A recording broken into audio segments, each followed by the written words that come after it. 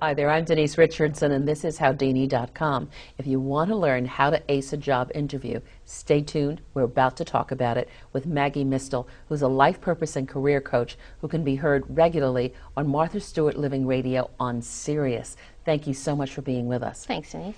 You show up, you're dressed properly, you walk into to meet the interview. What's the first thing you do when you walk in? I love to smile.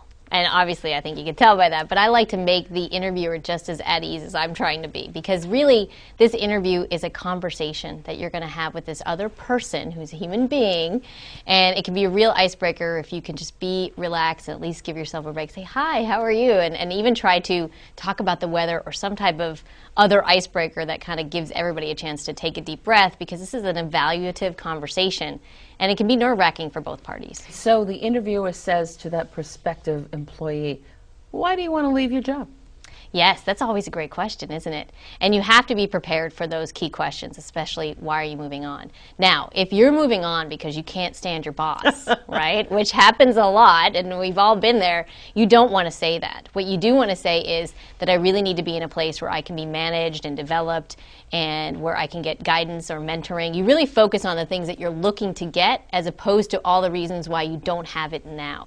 You know, there are some people who walk into that interview and they walk in a little defensively and because they really need a job, and they hear the words, you're overqualified, and they're willing to take a job and do their best at it.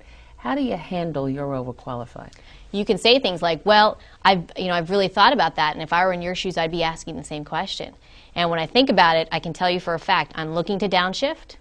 And I know this industry well, and I don't need to be in charge. I've been the person on the totem pole before, and I can do that again. I'm really looking for a place where I can contribute, but where I don't have to be the one who's running the show, and really address those concerns which are behind the overqualified comment. And they may say, you just don't have enough experience for us. But for folks just starting out, maybe a new career, or college students who've just graduated, or even folks out of high school or new to the work world, that's a common problem. So again, I go back to internships are great, any way that you can get some experience on your resume to demonstrate, hey, yeah, I may not be, 10 years in this field, but I can tell you in this experience that I had this summer, I didn't know anything going in, and here's how successful I was. You want to show situations where, yeah, you went in without a lot of experience, but were still able to succeed. And this is where references can be so helpful as well. Even if you don't have a lot of experience, anybody who can be a great reference for you, even a teacher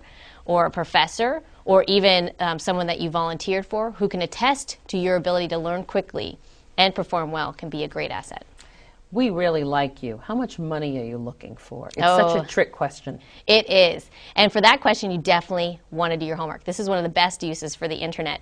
Salary.com, Indeed.com, Monster, HotJobs, a lot of them have salary calculators associated with them now. So you can look up the job title in your geographic area and get the range of salaries for that position and find where you would fit based on your level of experience. Briefly, if the interviewer hasn't brought up the word salary, should you? Not right away. In the initial conversation, you want to get to know whether or not this job even is a good fit. And I always tell people, become the superstar to this person first. And then you're in a much better place to negotiate salary. And they may even pay more for you because they're like, wow, we can't let Denise go. She's such a fabulous candidate. We were only going to pay this much, but now that we found Denise, we're willing to do more. Healthcare, flex time, vacation time.